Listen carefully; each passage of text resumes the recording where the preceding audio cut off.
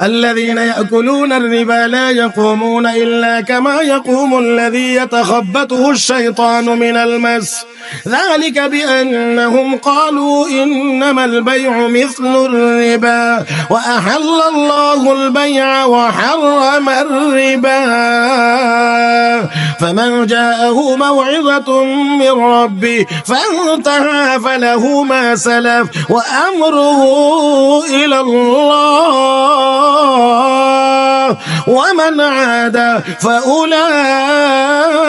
أصحاب النار هم فيها خالدون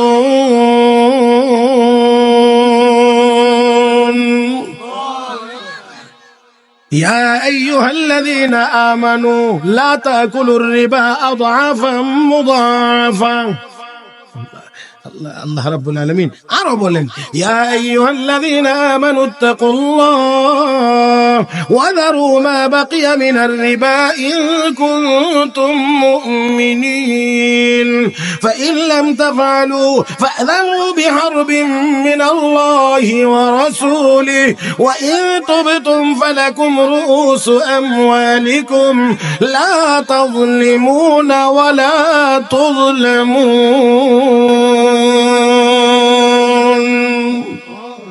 আওয়াজ করে বলেন সুদ হারাম বলেছেন কে? আস্তে কইেন, আস্তে কইেন, আল্লাহর নামটা খুব আস্তে কইেন। সুদ হারাম করেছেন কে?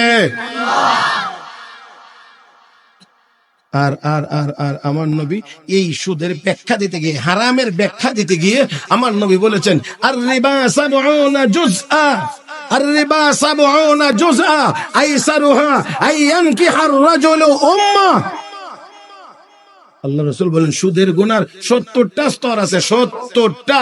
আর এর মধ্যে সবচেয়ে সবচেয়ে সবচেয়ে যেটা হালকা, একেবারে নিচের স্তরের যেই সুদের গুনাহ, এটা হলো মায়ের সাথে খারাপ কাজে লিপ্ত হওয়া।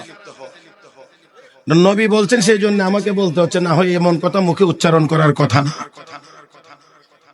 আমার নবী বলছেন, সেই জন্য আমার মুখে উচ্চারিত হয়েছে, আর না হয় এই কথাটা উচ্চারণ করার মতো কথা না। ও মুসলমান, এমন জঘন্য, এমন জঘন্য। এটা হলো সুদের সর্বনিম্ন স্তরের গুনাহ। তাহলে উপরেরটার গুনাহ কি পরিমাণ, নিজেরা এবার একটু চিন্তা করে বের করেন। মুহতারাম হাজরিন, তাহলে আসুন বলছিলাম আমরা যদি বলি যে আমরা হালাল খাবো, তাহলে তার জীবনে সুদ থাকবে না, তার জীবনে ঘুষ থাকবে না, তার জীবনে দুর্নীতি থাকবে না, চুরি থাকবে না, ডাকাতি থাকবে না। আজকে ওই হালাল খাওয়ার চিন্তা মাথায় না থাকার কারণে, শুধুমাত্রই সম্পদের মালিক হওয়ার চিন্তা মাথার মগজে থাকার কারণে এখন আর হালালের কোনো চিন্তা না, যে কোনো ভাবেই সম্পদ উপার্জন করা, কামাই করা, এটা হলো আমাদের প্রয়োজন। যার কারণে এই পেটের ভিতরে হারাম ঢুকতে এখন আর মসজিদে যাইবার কথা বললে ভালো লাগে না, ওয়াজে যাইবার কথা বললে অনেকের কাছে ভালো লাগে না, কোরআনের তেলাওয়াত অনেকের কাছে ভালো লাগে না। আমার ভাইয়েরা মসজিদে গেলেও, নামাজ পড়তে গেলেও পিছনের কাতারে বসে থাকে, ইমাম সাহেব মাইকে ডেকেও সামনের কাতারে নিতে পারে না।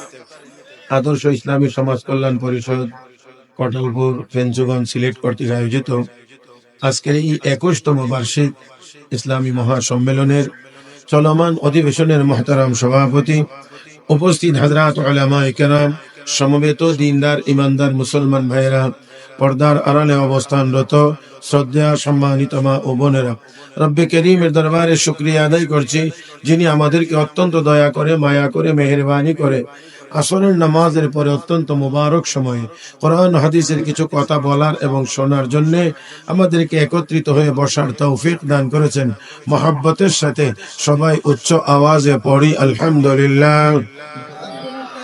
যারা কষ্ট করে বসেছি, মেহেরবানি করে আরেকটু মনোযোগী হয়ে সবাই বসবো। আর এই মনোযোগীটা একেবারে আমার দিক তাকাইলে বেশি মনোযোগী হওয়া যাবে, এদিক ওদিক না। আর ক্যামেরা যারা আছে, দয়া করে এটা একটু তাড়াতাড়ি দিয়া শেষ করে নিলে ভালো, কারণ আপনার ক্যামেরার কারণে আমারে দেখে না।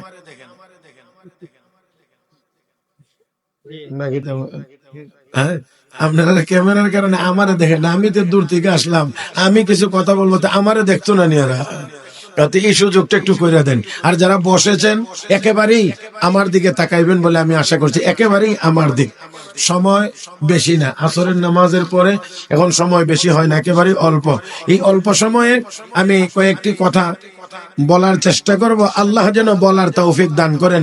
আর আল্লাহ যদি বলার তৌফিক দেন তাহলে কথাগুলো অনেক গুরুত্বপূর্ণ এবং অতীব প্রয়োজন আমাদের জন্য। মুহতারাম হাজরিন, আমি এখানে আয়াত তিলাওয়াত করেছি, এখানে হাদিস তিলাওয়াত করেছি। আয়াত এবং হাদিসকে সামনে রেখেই কয়েকটি কথা বলবো। আল্লাহ যেন বলবার, শুনবার, বুঝবার এবং আমল করবার তৌফিক দান করেন। মহব্বতের সাথে সবাই বলি আমিন।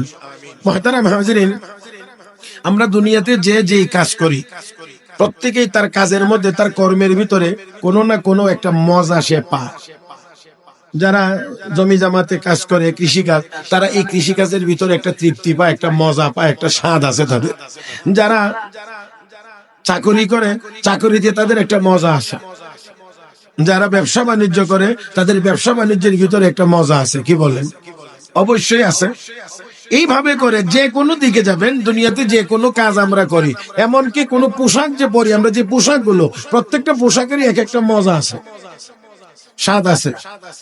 মুহতারাম হাজরিন, ঠিক তেমনি ভাবে যে কোনো জিনিসে যাব, খাইতে গেলে দেখবো খাওয়ার জিনিসের মধ্যে মজা, পড়তে গেলে পড়বার জিনিসের মধ্যে মজা, হাঁটতে গেলে হাঁটার মজা, গাড়িতে উঠলে গাড়ির মজা, বিমানে উঠলে বিমানের মজা। তাহলে সবকিছুতেই যদি একটা মজা বা স্বাদ থেকে থাকে, তাহলে আপনারা এবার জবাব দিবেন, আল্লাহ রাব্বুল আলামিন যে আমাকে আপনাকে ইবাদত বন্দেগীর কথা বলেছেন, নামাজের কথা বলেছেন, রোজার কথা বলেছেন, তিলাওয়াতের কথা বলেছেন, জিকির আজকারের কথা বলেছেন, এই ইবাদতের ভিতরে কোনো স্বাদ বা মজা কি নাই না আছে? আমি মনে হয় বুঝাইতে পারি না, এই জন্য সবাই বলেন নাই, অনেক ঠোঁট নড়ে নাই। আপনারা জানেন আমার শ্রোতা কম বেশি, এটা হলো পরের কথা, কিন্তু যতজন থাকবে ততজন কথা বলতে হবে। আর যদি মনে করেন নাম দাওয়াত করে আপনি আনছি, আপনি একলা মাতক্কা, তাহলে হবে না, আমার সাথে একটু কথা বলতে হবে। রাজি তো ইনশাআল্লাহ? সবাই রাজি না? রাজি? সওয়াবের দরকার সবার নাই না আছে? তাহলে মেহেরবানি করে সওয়াবের নিয়তে আওয়াজ করে বলি সুবহানাল্লাহ, আলহামদুলিল্লাহ, লা ইলাহা ইল্লাল্লাহ, আল্লাহু আকবার। এই আওয়াজটা আর একটু বড় হইতে পারে, কারণ এটা তো শয়তানদের দৌড়ানোর হাতিয়ার। তো এটা আসতে দিবেন কেন? এমন জোরে দেন যাতে শয়তান বাংলাদেশ ছেড়ে ইন্ডিয়ায় গিয়ে নরেন্দ্র মোদীর কান্দে উঠে। এর আগে যেন দাঁড়ানোর কোনো সুযোগই না পায়। রাজি আছেন সবাই? আওয়াজ করে বলেন আল্লাহু আকবার। মাশাআল্লাহ। তো আমি বলছিলাম, আল্লাহর ইবাদত বন্দেগীর ভিতরে কি আপনাদের মনে হয় স্বাদ, মজা, তৃপ্তি নাই না আছে? এই আছে যে এই কথাটা আপনাদেরকে যদি বুঝাইতে হয়, তাহলে যতটুকু সময়ের দরকার এতটুকু সময় সবটা মিলাইয়াও নাই। তারপরেও আমি একেবারে কম কথায় সংক্ষিপ্ত আকারে আপনাদেরকে বোঝানোর চেষ্টা করব। মুহতারাম হাজরিন, লক্ষ্য করে দেখেন, সাইয়েদনা হযরত বেলাল হাবশী রাদিয়াল্লাহু তাআলা আনহু কালেমা গ্রহণ করার কারণে নির্যাতিত, এই কথা আমরা সবাই জানি। নির্যাতনের কথা আমার বলার মূল উদ্দেশ্য না, একটা জায়গার ছোট্ট অংশ হলো আমার উদ্দেশ্য। হযরত বেলাল নির্যাতিত, সাইয়েদনা হযরত আবু বকর সিদ্দিক রাদিয়াল্লাহু তাআলা আনহু বেলালের পাশে গেলেন, গিয়ে বলেন, বেলাল জোরে জোরে জিকির করো, নির্যাতনের পরিমাণ বাড়ে। তো জোরে জিকির করলে যেমন আল্লাহ শুনেন, আস্তে জিকির করলেও তো আল্লাহ শুনবেন। আপনাদের কি মনে হয় আস্তে বললে আল্লাহ শুনবেন না? মনে মনে হইলে আল্লাহ শুনবেন না? হ্যাঁ, সব শুনবেন। তো তুমি আস্তে জিকির করো, তাহলে অন্তত নির্যাতনটা যেন তোমার উপর একটু কমে আসে। হযরত আকদাস হযরত মাওলানা আরিফ বিল্লাহ হাকিম আখতার সাহেব রহমতুল্লাহি আলাইহি তার কিতাবের মধ্যে লিখেছেন, হযরত বেলাল বললেন, ঠিক আছে আমি আস্তে জিকির করব। হযরত আবু বকর চলে আসলেন, কিন্তু পরক্ষণে দেখা গেছে বেলালের আওয়াজ বড় হয়ে গেছে, জিকিরের আওয়াজ বড়। হযরত আবু বকর সিদ্দিক আবার গেলেন, গিয়ে বলেন, বেলাল আস্তে জিকির করো। ঠিক আছে আস্তে। আবারও আওয়াজ বড় হয়ে গেছে। আবার গেলেন আবু বকর সিদ্দিক, গিয়ে বলেন, বেলাল জিকির আস্তে করো। ঠিক আছে আস্তে। কিন্তু দেখা গেছে আমার নেন এই কাপটা আমার দেখেন নাই টাইমের ভিতরে, দয়া করে এই কাফও আমি দেখতে রাজি না। 3 নাম্বার বার এবারও কথা দিচ্ছেন, কিন্তু আওয়াজ বড় হয়ে গেছে। চতুর্থবারে হযরত আবু বকর সিদ্দিক গিয়ে বলেন, বেলাল, তোমাকে বারবার বলছি জিকির আস্তে করো, কথা দাও কিন্তু কথা রাখো না, আওয়াজ বড় হয়ে যায়, ব্যাপার কি? হযরত বেলাল বুঝছেন এবারের আওয়াজে যে আবু বকর সিদ্দিক উনি একটু কিছু না কিছু হইলেও বিরক্ত। এই বিরক্তটা আবার অন্য কোনো কারণে না, মহব্বতের কারণে। কারণ তুমি বারবার কথা দাও, জিকির জোরে জোরে করো, কথা দিয়া কথা রাখো না, তোমার উপরে নির্যাতন হয়, এটা তো আমাদের কষ্ট লাগে। হ্যাঁ মুসলমান, বেলাল নির্যাতিত, আবু বকর সিদ্দিকের হৃদয়ে কষ্ট লাগে। হ্যাঁ মুসলমান, ফিলিস্তিনের মুসলমানেরা নির্যাতিত, আজকে আমাদের মনে ওই পরিমাণ কষ্ট লাগে না। মিয়ানমারের মুসলমান নির্যাতিত, আমাদের এত কষ্ট লাগে না। লেবাননের মুসলমান নির্যাতিত, আমাদের এই কষ্ট লাগে না। যদি বেলাল নির্যাতিত হওয়ার কারণে সিদ্দিক আকবরের হৃদয়ে যেই পরিমাণ ব্যথা লেগেছিল, এই পরিমাণ ব্যথা যদি বর্তমান দুনিয়ার মুসলমানদের মধ্যে থাকতো, তাহলে অবশ্যই অবশ্যই ফিলিস্তিনিদেরকে এত মার খাইতে হতো না, মিয়ানমারের মুসলমানকে এত মার খাইতে হতো না।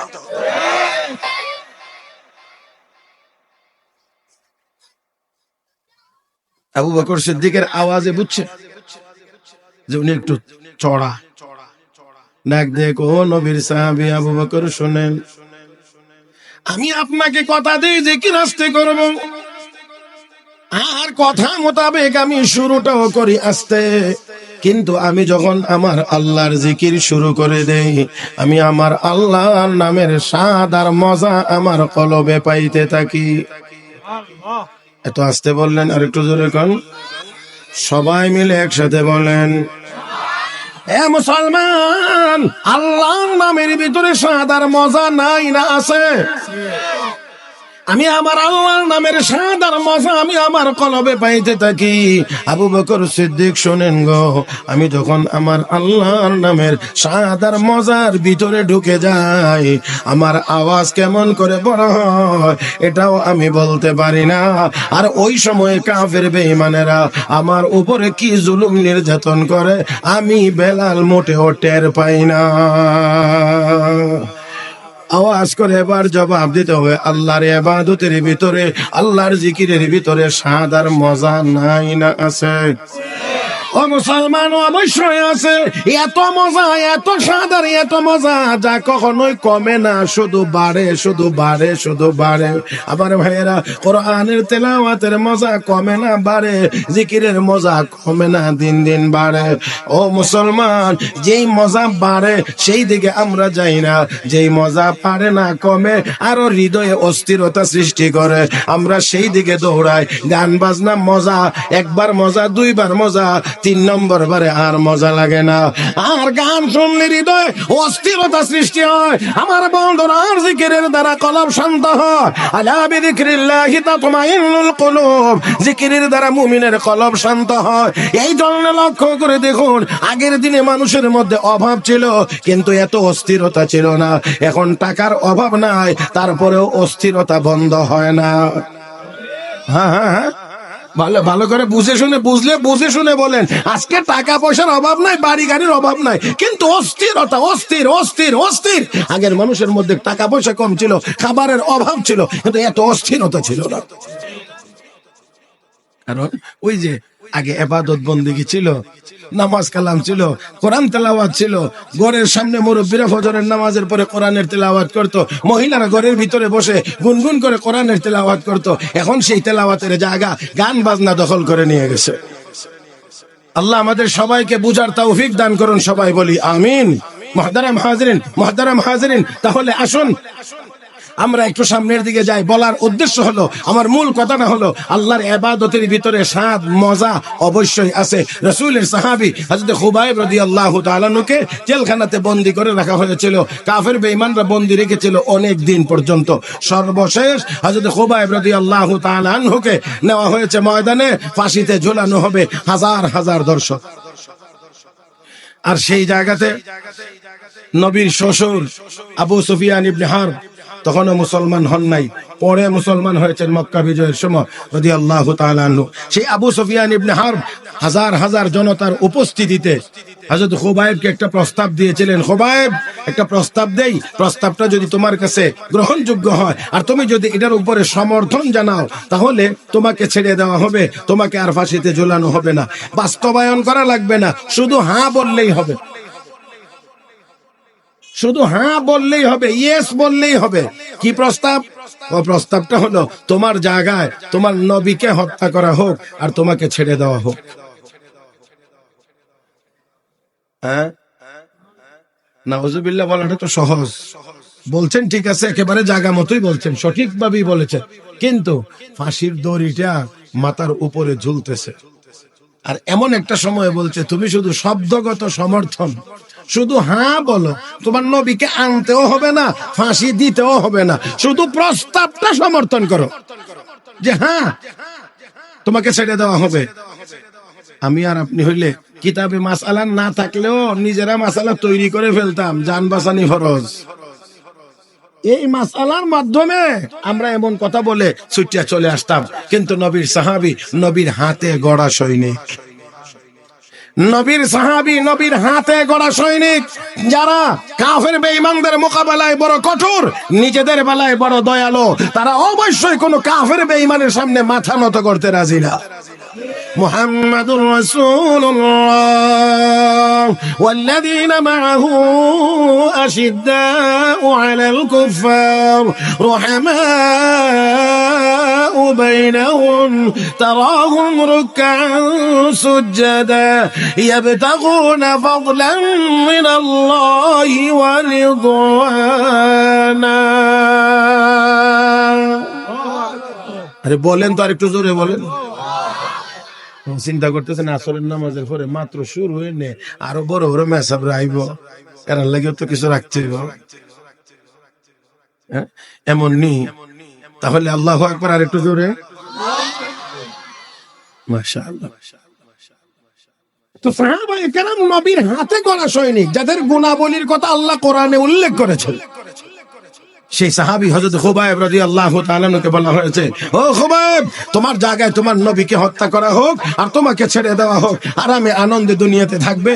রাহমাতুল লিল আলামিনের সাহাবী হযরত খুবাইব রাদিয়াল্লাহু তাআলা ওই ফাঁসির মঞ্চে দাঁড়িয়ে হাজার হাজার কাফের বেঈমানদের উপস্থিতিতে হুঙ্কার দিয়ে বলেছিলেন, হে আল্লাহর দুশমন, হে নবীর দুশমন, চিৎকার মেরে কোন আল্লাহু আকবার। কি মনে করেন এটা দুর্বল হইলে এরকম বলা যায় এখানে? না, ফাঁসির মঞ্চে দাঁড়িয়ে করে আল্লাহর দুশমন, নবীর দুশমন, আমি দুনিয়াতে জিন্দা থাকবো আর আমার জায়গায় নবীকে হত্যা করা হবে, এটা তো অনেক অনেক অনেক অনেক দূরের কথা। আমি খুবাইব জিন্দা থাকবো, আমার নবীর পায়ের তলায় একটা কাঁটা বিদ্ধ হবে, এটাও আমি খুবাইব আমার জীবনের বিনিময়ে বরদাস্ত করি না।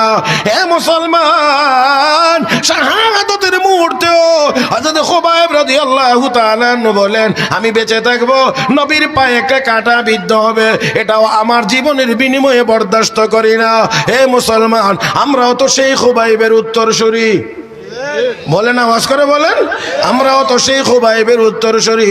আমরাও একটা কথা বলে দিতে চাই, বিগত দিনগুলোতে আমাদের এই দেশে নবীর বিরুদ্ধে অনেক আজে বাজে কথাবার্তা হয়েছে, অনেকে নবীর বিরুদ্ধে কলম ধরেছে। ও মুসলমান, আমার নবীর বিরুদ্ধে অবমাননাকর উক্তি করা হয়েছে।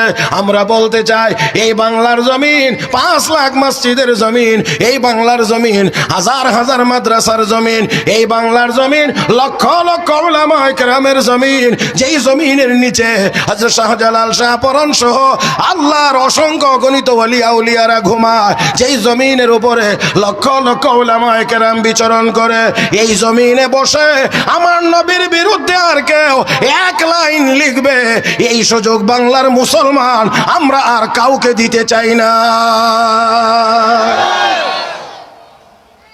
আর কাউকে এই সুযোগ দেওয়া হবে না। হ্যাঁ, সতর্ক থাকতে হবে যাতে করে এই সুযোগ কেউ না পায়, সতর্ক থাকতে হবে এই সুযোগ যেন কেউ না পায়। আমার নবীর বিরুদ্ধে এই জমিনে দাঁড়িয়ে কেউ কথা বলবে, এমন সুযোগ আর কাউকে দেওয়া হবে না। মুহতারাম হাজরিন, আমার কথার মূল কথাটা সামনে হযরত খুবাইব রাদিয়াল্লাহু তাআলা যখন এমন হুঙ্কার দিয়ে বসলেন, দিলেন, তো এবার বলা হচ্ছে, ঠিক আছে খুবাইব, তাহলে বলো এবার তোমার শেষ আবদার কি, শেষ আবেদন কি? হযরত খুবাইব বললেন, শেষ আবেদন হলো 2 রাকাত নামাজ। কি কি কি কি মোহব্বতের সাথে বলেন তো, মোহব্বতের সাথে বলেন তো। শেষ আবেদন, শেষ আবেদন কি? কত রাকাত? 2 রাকাত নামাজ, নামাজ, নামাজ। হযরত খুবাইবকে সুযোগ দেওয়া হয়েছে 2 রাকাত নামাজের, তিনি নামাজে দাঁড়াইলেন, স্বাভাবিক নিয়মেই নামাজ আদায় করলেন, স্বাভাবিক নিয়মে 2 রাকাত নামাজ আদায় করে ফিরলেন। আসার পরে বলছেন, রে কাফির বেঈমানেরা, ভালো করে একটা কথা শুনে রাখ, আজকে যদি তোরা আমাকে এই কথা না বলতে, মরণের ভয়ে নামাজ লম্বা করতেছে, এই কথাটা যদি তোরা না বলতে, আজকের নামাজের ভিতরে আমি আল্লাহর কালাম তিলাওয়াত করে এত বেশি মজা পাইতেছিলাম, এত বেশি স্বাদ আমার লাগতেছিল, আমার মনে চাইছিল পুরা কোরআন আমি 2 রাকাত নামাজের ভিতরে তিলাওয়াত করি। কিন্তু যদি 2 রাকাত নামাজ, আমি 2 রাকাত নামাজের ভিতরে পুরা কোরআন তিলাওয়াত করি, নামাজ অনেক লম্বা হবে। আর নামাজ যদি লম্বা হয়, তোরা বসে বসে বলবে মরণের ভয়ে নামাজ লম্বা করতেছে। ও মুসলমান, অথচ যারা খাঁটি মুমিন হয়, রহমতের নবী বলেন, তুহফাতুল মুমিনি আল মাউত, মৌত হলো ইমানদারের জন্য হাদিয়া। হাদিয়া পাইলে মানুষ যেমন খুশি হয়, ইমানদার মৌতের মাধ্যমে জান্নাত পাইবে, সেই জন্য মরতেও ইমানদার খুশি হয়। মুমিনের জন্য মৌত হলো তোহফা, হাদিয়া। ও মুসলমান, হযরত খুবাইব বলেন, যদি তোরা আমাকে এই কথা না বলতে, মরণের ভয়ে নামাজ লম্বা করতেছে, তাহলে আজকের তেলাওয়াতের ভিতরে আমি যেই মজা পাইতেছিলাম, আমার মনে চাইছিল পুরা কোরআন নামাজের ভিতরে তেলাওয়াত করি। এবার আওয়াজ করে বলুন, আল্লাহর ইবাদতের ভিতরে, নামাজের ভিতরে স্বাদ বা মজা নাই না আছে? ও মুসলমান, তাহলে এবার আমি আমার আসল জায়গায় যাই। এত মজা, এত স্বাদ আমাদের মাযহাবের ইমাম আযম আবু হানিফা আন-নুমান রাহিমাহুল্লাহ কাবা শরীফের ভিতরে গিয়ে 2 রাকাত নামাজের জন্য দাঁড়াইছেন, ডান পায়ের উপরে একটু বেশি ভর দিয়ে দাঁড়াইলেন, এক দাঁড়ানোতে 15 পারা কোরআন তিলাওয়াত করেছেন। রুকু সেজদা দিয়ে উঠলেন, উঠার পরে তিনি আবার বাম পায়ের উপর একটু বেশি ভর করে দাঁড়াইলেন। ও মুসলমান, বাকি 15 পারা ওই অবস্থায় তিলাওয়াত করলেন। 2 রাকাত নামাজের ভিতরে কয় পারা? 2 রাকাত নামাজের ভিতরে 30 পারা। কোরআন শরীফ কয় পারা? তার মানে 2 রাকাত নামাজের ভিতরে পুরা কোরআন শরীফের খতম। ইনসাফের সাথে আওয়াজ করে বলেন, ও মুসলমান, আমরা তো 30 আয়াত ইমামকে পড়তে দেই না, পিছন দিক দিয়ে সিগন্যাল দেই। 30 আয়াত পড়ার সুযোগও দেই না। উনি 30 পারা কোরআন তিলাওয়াত করেছেন 2 রাকাত নামাজের ভিতরে। বেমজা না মজা? অবশ্যই মজা, অবশ্যই স্বাদ। তাহলে এত স্বাদ আর এত মজা নামাজের ভিতরে, নামাজের ভিতরে। আমার ভাইরা, আমার বন্ধুরা, আমরা কেন সেই স্বাদটা পাই না? আমরা কেন পাই না? আমরা কেন পাই না? আমার ভাইরা, না পাওয়ার যতগুলো কারণ, অন্যতম একটি কারণ হলো আমরা পরিপূর্ণ হালাল খাই না। আমরা পরিপূর্ণ হালাল, মাশাআল্লাহ, একটু বলবেন না মনে হয় না? আমি আবারও বলছি, আমরা পরিপূর্ণ হালাল খাই না, এই জন্যে ওই স্বাদ আর মজাও আমরা পাই না। আমার ভাইরা, লক্ষ্য করে দেখুন, ঘরের ছাদের উপরে, বিল্ডিং এর ছাদের উপরে একটা ট্যাঙ্কি আসেনি পানির, পানির ট্যাঙ্কি আছে, এটার মধ্যে পানি, ওই ট্যাঙ্কি থেকে পানি পাইপলাইন দিয়ে ঘরের রুমে রুমে রুমে রুমে দেওয়া আছে। প্রত্যেক রুমেই জায়গা মতো পানির লাইন আছে, ট্যাপ আছে, ঘুরাইলেই পানি পড়ে। যত রুমে যত ট্যাপ দেওয়া আছে, সব ট্যাপগুলো ছাড়লে ওই উপরের ট্যাঙ্কির পানি কিন্তু আসে। আমার ভাইরা, এবার বোঝেন, কেউ যদি ছাদের উপরে গিয়ে উঠে, ট্যাঙ্কির ঢাকনাটা উঠায়া এখানে কিছু ময়লা ফেলে দেয়, পানিটা যদি ময়লা যুক্ত হয়ে যায়, তাহলে কোন ট্যাপ দিয়ে ভালো পানি আসবে? কোন ট্যাপ দিয়ে ভালো পানি আসবে না, কারণ সব ট্যাপ দিয়ে একই ট্যাঙ্কির পানি আসে। আমার বন্ধুরা, এই জন্য ট্যাঙ্কির পানিতে যদি ময়লা হয় তাহলে অবশ্যই কোনো ট্যাপ দিয়ে ভালো পানি আসবে না। আমার ভাইয়েরা, আমাদেরকেও আল্লাহ পেট নামের একটা ট্যাঙ্কি দিয়েছেন, পেট নামের। এটার ভিতরেও যদি হারাম খাদ্য ঢুকানো হয়, ওই হারাম খাদ্য থেকে উৎপাদিত রক্ত আমাদের শরীরের পাইপলাইন রগের ভিতর দিয়ে সারা শরীরে বিচরণ করে। এই জন্যে কোনো অঙ্গ দিয়ে ইবাদত করতে মনেও চায় না, করলেও মজা পাওয়া যায় না। চোষে কামারা পাকে দাড়ি আজ হারাম, চোষে কামারা পাকে দাড়ি আজ হারাম, মর্দ ইমাদার বাসি ওয়াসসালাম, মর্দ ইমাদার বাসি ওয়াসসালাম। পেটটাকে যদি হারাম থেকে মুক্ত রাখতে পারো তাহলে নিজেকে ইমানদার বলে মনে করতে পারো। ও মুসলমান, ইবাদতের স্বাদ যদি উপলব্ধি করা লাগে, মজা যদি পাওয়া লাগে, তাহলে আওয়াজ করে বলেন কি খাইতে হবে? সব জবানে বলেন কি খাইতে হবে? হালাল হালাল হালাল। হে মুসলমান, আওয়াজ করে বলি আমরা কি খাইব? হারাম খাবো কেউ? কি খাইব? হালাল হালাল হালাল হালাল। একটা মাত্র কথা, আমরা হালাল খাইব। যদি এই কথাটা আমরা বাস্তবায়ন করতে পারি যে আমরা হালাল খাইবো, কেউ হারাম খাইবো না, সবাই হালাল খাইবো, এই একটা মাত্র কথার উপরে যদি আমরা আমল করতে পারি, তাহলে লক্ষ্য করে দেখেন এটার অ্যাকশন আর প্রতিক্রিয়া কত দূর পর্যন্ত যায়। সবাই যদি আমরা বলি আমরা হালাল খাইবো, তাহলে চুরি থাকবে না, ডাকাতি থাকবে না, দুর্নীতি থাকবে না, ওজনে কম দেওয়া থাকবে না, বেশি আনার বদ অভ্যাস থাকবে না, খাদ্যে ভেজাল মেশানো হবে না। আমার ভাইয়েরা, খারাপটাকে ভালো বলে চালায় দেওয়ার চেষ্টা করবে না, ক্ষেতের আইল ঠেলবে না। একটা কথা, একটা মাত্র, কি খাবো? যে বলবে আমি হালাল খাবো, তার জীবনে চুরি থাকবে না, তার জীবনে ডাকাতি থাকবে না, তার জীবনে দুর্নীতি থাকবে না, তার জীবনে সুদ থাকবে না, তার জীবনে ঘুষ থাকবে না। আপনাদের এদিকে সুদ ঘুষ এমনিও নাই? হ্যাঁ,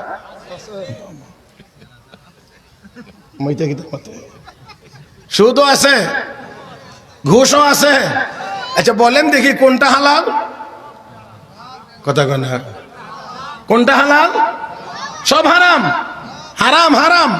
আল্লাহ আস্তে কোন নাকি বলতে কোনো ডর আছে নাকি? সুদ হালাল না হারাম? দেখি আমি বলছি না আল্লাহ বলছেন? الذين يأكلون الربا لا يقومون إلا كما يقوم الذي يتخبطه الشيطان من المس ذلك بأنهم قالوا إنما البيع مثل الربا وأحل الله البيع وحرم الربا فمن جاءه موعظة من ربه فانتهى فله ما سلف وأمره إلى الله ومن عاد فأولئك أصحاب النار هم فيها خالدون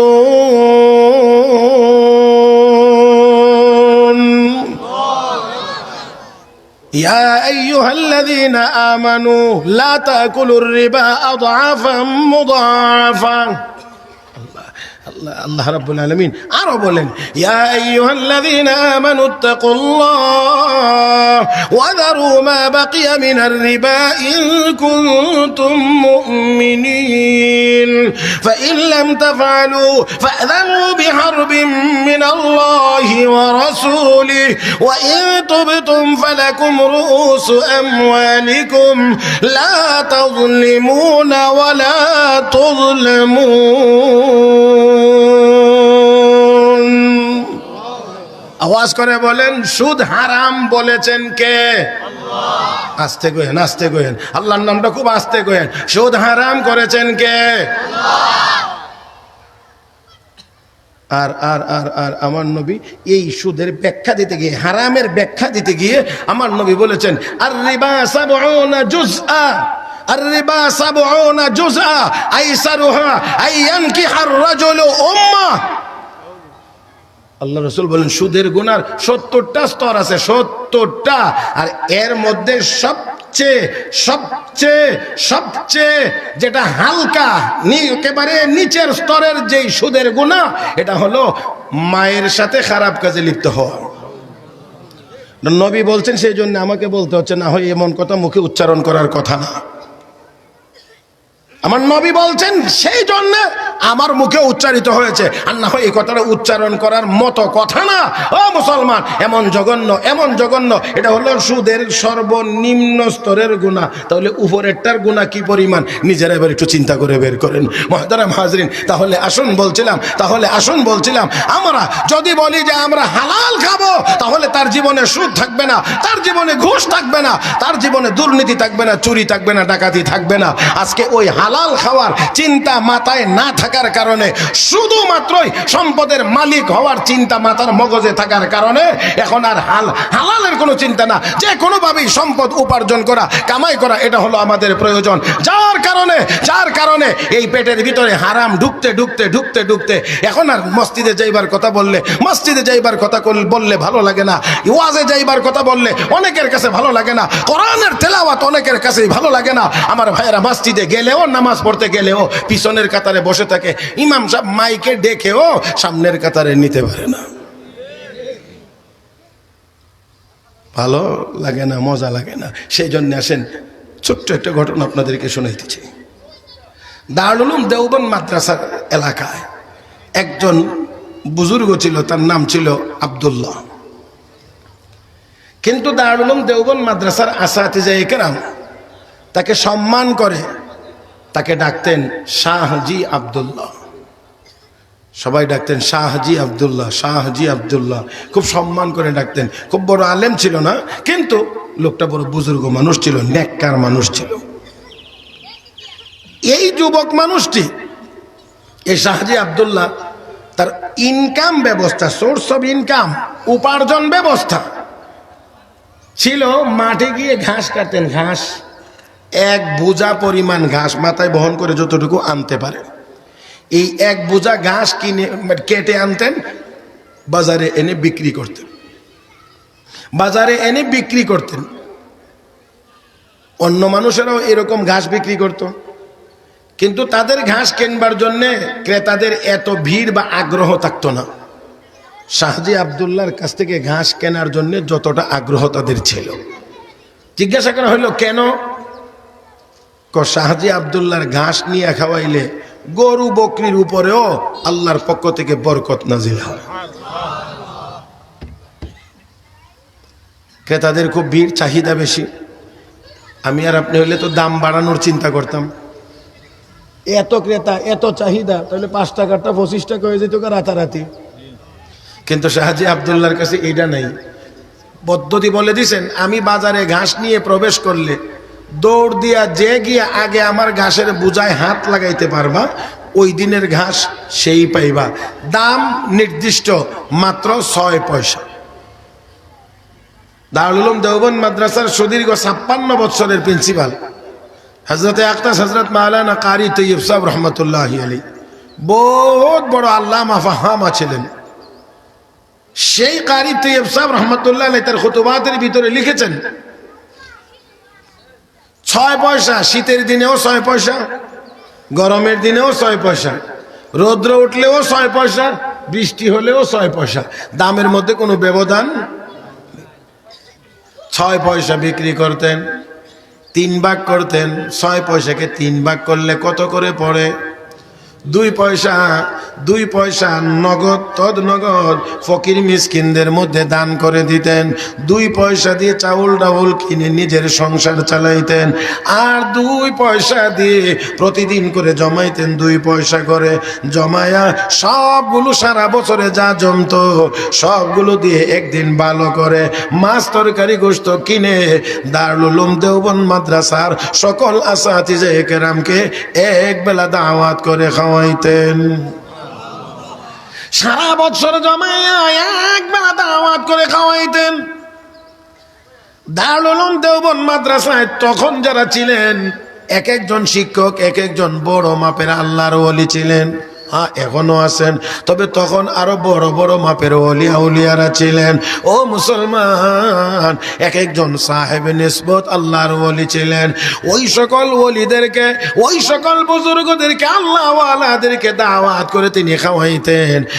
বন্ধুরা, ওই আল্লাহওয়ালা বুজুর্গরা বলতেন, শাহজি আব্দুল্লাহর বাড়িতে এক বেলা দাওয়াত খেয়ে আসলে আমরা অপেক্ষায় থাকতাম, আবার কখন শাহজি আব্দুল্লাহর বাড়ি থেকে দাওয়াত আসবে, আবার গিয়ে তার বাড়িতে খাবো।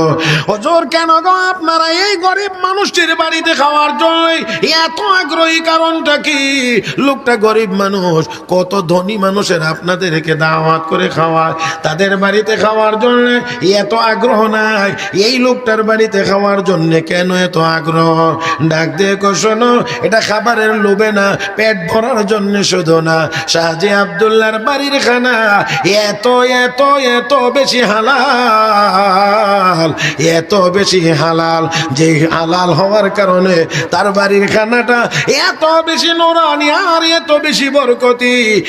এক বেলা দাওয়াত তার বাড়ি থেকে খেয়ে আসলে এই এক বেলার এই হালাল খানার বরকতে আমাদের কলবের ভিতরে মহান আল্লাহর পক্ষ থেকে 40 দিন পর্যন্ত নূর নাজিল হইতে থাকে। 40 দিন পর্যন্ত নূর নাজিল হইতে থাকে। এই জন্য চিন্তায় থাকি, সময় অপেক্ষায় থাকি কখন আবার দাওয়াত দিবে। দাওয়াত দিলেই তো এক বেলা দাওয়াত খাইলে 40 দিন পর্যন্ত আল্লাহর পক্ষ থেকে নূর আমরা পেয়ে যাব। বুঝি কেমন করে? নামাজে দাঁড়াইলে আরো নামাজ পড়তে মনে চায়, রোজা রাখলে আরো রোজা রাখতে মনে চায়, কোরআনের তেলাওয়াত করতে বসলে আরো তেলাওয়াত করতে মনে চায়। তাইলে বোঝা গেল এই অবস্থাটা আমাদের 40 দিন পর্যন্ত বিরাজমান থাকে কলবে। সেই জন্য অপেক্ষায় থাকি আবার কখন দাওয়াত দিবে, গিয়ে তার বাড়িতে খেয়ে আসবো। আমার ভাইরা, আমার বন্ধুরা, তাহলে বোঝা গেল ইবাদতের আসল স্বাদ আর মজা যদি আমাদেরকে পাইতে হয়, তাহলে অবশ্যই অবশ্যই হারাম ছেড়ে দিয়ে কি খাইতে হবে? মাশাআল্লাহ, আওয়াজ করে সবাই মিলে বলেন, কি খাইতে হবে? হালাল। ও মুসলমান, হালাল যদি পেটের ভিতরে যায় তাহলে এটা অনেক শক্তি, যদিও হয় অল্প, এটা অনেক শক্তি, অনেক শক্তিশালী। হারাম যত বেশি পরিমাণে পেটে যাবে ততই বেশি কলব দুর্বল হইতে থাকবে, ইমানি পাওয়ার দুর্বল হতে থাকবে। আজকে তো আমরা 200 কোটি মুসলমান পৃথিবীতে বসবাস করি, অথচ আমরা ন্যায্য কথাটাও মাথা উঁচু করে বলতে পারি না, কারণ আমাদের ভিতর দুর্বল হয়ে গিয়েছে, আমাদের কলব দুর্বল। আমি আপনাদেরকে বলতে চাই, মুসলমান, মুসলমানের শক্তি বাহিরে না, মুসলমানের শক্তি হলো ভিতরে। কাফের বেঈমানদের শক্তি বাহিরে, ভিতরে না। তারার শক্তি হলো অস্ত্রের শক্তি। অস্ত্র আছে তাহলে জোরে কথা বলবে, গলা ফাটায়া কথা বলবে, হুঙ্কার দিয়ে কথা বলবে। অস্ত্র থাকবে না, বিড়ালের মতো নরম হয়ে যাবে। কিন্তু মুসলমান কথা বলে, সাহস করে কথা বলে, তার ইমানি শক্তি নিয়ে। আর ইমানের বিষয়টা হলো কলবের সাথে সম্পৃক্ত। ও মুসলমান, এই জন্য ফাঁসির মঞ্চে দাঁড়ায় ও মুসলমান আল্লাহর কথা কয়। আসেননি আপনারা মাঠে? হ্যাঁ, তাহলে আর একটু জোরে বলবেন। কাফের বেঈমানরা খাইতে পারলে আওয়াজ বড় হবে, না খাইলে নরম হয়ে যাবে। ও মুসলমান, অস্ত্র থাকলে গরম হবে, অস্ত্র না থাকলে নরম হয়ে যাবে। কিন্তু মুসলমান এমন এক জাতি যারা খাইলেও কয় আল্লাহ, না খাইলেও কয় আল্লাহ, সুখের দিনেও কয় আল্লাহ, দুঃখের দিনেও কয় আল্লাহ। আমার বন্ধুরা, আকাশে উড়লেও বলে আল্লাহ, জমিনে হাঁটলেও বলে আল্লাহ, সাবমেরিনে ডুব দিলেও বলে আল্লাহ, ফাঁসির মঞ্চে গিয়েও বলে, আরো জোরে, ফাঁসির মঞ্চে গিয়েও বলে আল্লাহ আল্লাহ আল্লাহ আল্লাহ। আমার ভাইরা, আমার বন্ধুরা, মুসলমানের শক্তির জন্য ভিতরে ভিতরে লা ইলাহা ইল্লাল্লাহ মুহাম্মাদুর রাসূলুল্লাহ এই কালেমা আছে মুসলমানের কলবের ভিতরে। এই কলবের ভিতরে আল্লাহ আছে, এই জন্যে কলব বড় শক্তিশালী। আমার ভাইরা, আমার বন্ধুরা, 313 জন সৈনিক বদরের মাঠে যুদ্ধের প্রস্তুতি নিয়ে যাওয়া হয় নাই, কিন্তু পরিস্থিতি চলে এসেছে এমন 8টা মাত্র তরবারি, এর বাহিরে আর কিছুই নাই, খালি 313 জন সৈনিক। নবী জিজ্ঞেস করলেন, সাহাবীরা কি করা যায় এখন, কি করা যায়, পরামর্শ দাও, কি করা যায়? যুদ্ধের পরিস্থিতি সামনে চলে এসেছে। ও মুসলমান, কাফের বেঈমানরা হাজারের চাইতেও বেশি, মুসলমানেরা মাত্র 313 জন, অস্ত্র আর তরবারি মাত্র 8টা। তারপরেও সাহাবায়ে কেরাম বলেন, ইয়া রাসূলুল্লাহ, ইয়া হাবিবাল্লাহ, ওগো নবীজি, চিন্তার কোনো কারণ নাই, আমরা আপনার ডাইনে থেকে লড়াই করব, আপনার বামে থেকে লড়াই করব, আপনার পিছন থেকে লড়াই করব, আপনার সামনে থেকে লড়াই করব। আপনি যদি বলেন পাহাড়ের উপর থেকে সমুদ্রে ঝাঁপ দেওয়ার জন্য ঝাঁপ দেব, আমরা মুসা নবীর উম্মতের মতো বলবো না, ইযহাব আনতা ওয়া রাব্বুকা ফাকাতিলা ইন্না হাহুনা কাঈদুন, আপনি আর আপনার রব গিয়ে যুদ্ধ করেন, আমরা এখানে বসে থাকবো না। না নবী গো, আপনি যেমন করে হুকুম করবেন আমরা তেমন ভাবেই আমরা যুদ্ধ চালিয়ে যাব। আমার আল্লাহ গো হাবিব, ইয়া আইয়ুহান নাবিয়্যু হাসবুকাল্লাহু ওয়া মান ইত্তাবা'আকা মিনাল মুমিনিন। আল্লাহু আকবার। কাম হে নবী, আপনার জন্য আপনার রব যথেষ্ট, আর আপনার সাথী সঙ্গী যারা আছে তারা আপনাকে ছেড়ে চলে যাবে না। এরা এমন ব্যক্তি, তাদের ঈমান মজবুত। এই জন্য আমার আল্লাহ গো হাবিব গো, আপনার এই ক্ষুদ্র কাফেলার সাহায্যের জন্য আমি আল্লাহ আসমানে 5000 ফেরেশতা সম্পূর্ণরূপে যুদ্ধের জন্য প্রস্তুত করে রেখেছি। 5000। তবে 5000 নামানোর দরকার হয়েছে না, 1000-এর যে প্রথম চালানটা, প্রথম 1000, হ্যাঁ, যখন আসছে এমনি মিস্টার ইবলিস এই মাঠেই ছিল, উস্কানি দিত, আজকে ছেড়ে দিস না, মাত্র 313 জন, কোনো অস্ত্র নাই, তোরা 1000-এর বেশি, অস্ত্রের অভাব নাই। আল্লাহ গো, এটা বেশি বক্তৃতা দেওয়া শুরু করছে রে। জিবরাইল, বক্তৃতা বেশি গরম দেখা যায়, হ্যাঁ, শয়তানের গলার জোর বেশি দেখা যায়। যাও তো, যেই মাত্র জিবরাইল ওই 1000-এর কাফেলা নিয়ে রওনা হওয়া আসা শুরু হয়েছে, এমনি মিস্টার ইবলিস নাকাসা আলা আকিবাইহি, সোজা কথা, গো টু ব্যাক, মানে পিছন দিকে যাওয়া শুরু করছে। লোকেরা কি ব্যাপার, এতক্ষণ গরম বক্তব্য দিলেন, এখন যে চলে যান, কারণ কি? ইন্নী আরা মা লা তারাউনা, তোমরা তো আর দেখো না, দেখতেছি তো আমি, যেই বাহিনী আইতেছে মাইটার যা খাইবার তোমরাই খাও, আমি আমার জান বাঁচাই। কথা বুঝেন নাই? তোমরাই খাও, আমি জান বাঁচাই। আমার ভাইয়েরা, আমার বন্ধুরা, শেষ চলে গেছে। আর আমার আল্লাহ ফেরেশতারা, আল্লামা ইমাম বগবী রহমতুল্লাহ আলাইহি লিখেন, বদরের যুদ্ধ ছাড়া আর যত যুদ্ধে ফেরেশতাদেরকে আল্লাহ পাঠাইছেন, শুধু আইসা দেখছেন, কোন যুদ্ধে তারা অস্ত্র হাতে নিয়ে সৈনিক হিসাবে যুদ্ধ করে নাই। একমাত্র বদরের যুদ্ধ প্রথম, যেই যুদ্ধে ফেরেশতারা সরাসরি সৈনিক হয়ে যুদ্ধ পরিচালনা করেছে। এখন যুদ্ধ করতে হইলে ট্রেনিং লাগে না? তো ট্রেনিং পেবে ফেরেশতাদের তো এই মারামারি করার, এই কাজ করার তো অভিজ্ঞতা ফেরেশতাদের নাই, কারণ এরা জমি জমা নিয়ে ঠেলাঠেলি নাই, নির্বাচন নিয়ে ঠেলাঠেলি নাই, ব্যবসা বাণিজ্য নিয়ে ঠেলাঠেলি নাই, ধাক্কাধাক্কি নাই, কি বলেন ঠিক না? তো এদের মধ্যে মারামারি হবে কেন? এই জন্য আল্লাহ কয়, সামরিক প্রশিক্ষণটা আমি দিয়ে দেই। إذ يوحي ربك إلى الملائكة أني معكم فثبتوا الذين آمنوا سألقي في قلوب الذين كفروا الرعب فاضربوا فوق الأعناق واضربوا منهم كل بنان. الله কি করে মাইকে দেখি কি করে, এটা মনে করলে তো অনেকে মনে করবে আজান বুঝি দিয়ে লাগবে। এখন আজান, জি মুহতারাম হাজিরিন, আল্লাহ কা ফেরেশতারা ট্রেনিংটা নিয়ে যাও। কেমনে? গিয়া প্রথমে ঘাড়ে মারবা, ফাদরিবু ফাওকাল আনাক, ঘাড়ে মারলে তাড়াতাড়ি পড়বে। ওয়াদরিবু মিনহুম কুল্লা বানান, তারপরে জোড়ায় মারবা। আল্লামা বদরুদ্দিন আইনি রহমতুল্লাহি আলাইহি বুখারী শরীফের ব্যাখ্যা গ্রন্থে তিনি লিখেছেন, বদরের যুদ্ধে যে 70 জন কাফের মারা গিয়েছিল, তাদের শরীরের উপরে অনুসন্ধান করে দেখা গেছে শরীরের এমন কোনো জোড়া নাই যেই জোড়াতে ফেরেশতাদের তরবারির আঘাত নেই। কারণ ফেরেশতারা তো মানুষের মতো না যে কিছু দিবার কিছু না। রব্বে কারীম যতটুকু বলবে ততটুকু করবে, একটুও ব্যতিক্রম করবে না। লা ইয়াসুনাল্লাহ মা আমারা আবসারহুম ওয়া ইয়াফআলুনা মা ইউমারুন। আল্লাহ যা আদেশ করবেন তাই করবে। আল্লাহ বলছেন ওয়াদরিবু মিনহুম কুল্লা বানান, জোড়ায় জোড়ায় মারো। তো জোড়ায় জোড়ায় তরবারির আঘাত ছিল, আঘাত ছিল। ও মুসলমান, ও মুসলমান, একটু ভালো করে খেয়াল করতে হবে। মুসলমান মুজাহিদিন সাহাবায়ে কেরাম বলেন, আমরা কাফেরকে টার্গেট করে তার দিকে আগাই, সামনের দিকে অগ্রসর হই, তার উপরে হামলা করব। আমরা যাওয়ার আগে আগেই দেখি কে যেন তার মাথা কেটে ফেলে দিয়ে চলে গেছে। সে ছিল ওই ফেরেশতাদের বাহিনী, ফেরেশতাদের বাহিনী। আমার ভাইরা, যাই হোক, আসুন, আমি বলতে চাইছিলাম যে কথাটা, সেটা হলো এই মুসলমানের শক্তি বাহিরে না, মুসলমানের শক্তি হলো তার ভিতরে। কারণ তার ভিতরে আছে লা ইলাহা ইল্লাল্লাহ, আল্লাহ ছাড়া আর কোনো মাবুদ, আল্লাহ ছাড়া আর কোনো মাবুদ। সব ক্ষমতার মালিক, সব ক্ষমতার মালিক আল্লাহ। এই জন্য দেখবেন আল্লাহু আকবার বললে স্পিড কমে না বাড়ে? হ্যাঁ, দুর্বল যেটা নড়ে সরে না, এটারও যদি ঠিক মতো দুই একবার স্লোগান দিয়া আল্লাহু আকবার বলায়া দিতে পারেন, দেখবেন তার শরীরের মধ্যে একটা, এটা কি শরীরের শক্তি বাড়ে? আসলে আসলে শরীরের শক্তি বাড়ে না, এটা তো বাড়ে ইমানের শক্তি। কথা বলেন ঠিক না?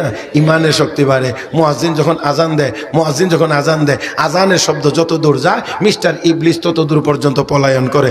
এই জন্যে দেখবেন অনেক মহিলাদের মাথায় কাপড় না থাকলেও আজানের শব্দ শুরু হইলেই দেখবেন এবার কাপড় টেনে মাথায় দেয়। মানে এতক্ষণ যে মাথায় শয়তান বসা ছিল, এখন তো শয়তান আজানের শব্দে ভাগছে, এই জন্য তার মধ্যে অনুভূতি জাগছে, মাথার মধ্যে কাপড় দেয়, কাপড় দেয়, কাপড় দেয়। কথা কন না কেন?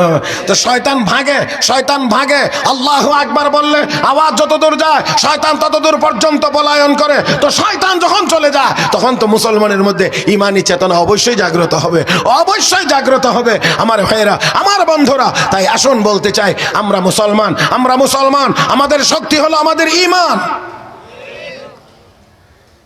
আর এই ইমান মজবুত হবে, ইমান মজবুত হবে তখন যখন আমরা ইবাদত করতে পারবো ঠিক মতো। আর ইবাদত তখনই হবে যখন ইবাদতের স্বাদ আর মজা আমরা উপলব্ধি করতে পারবো। আর উপলব্ধি হবে তখন হারাম ছেড়ে হালাল খাইব যখন।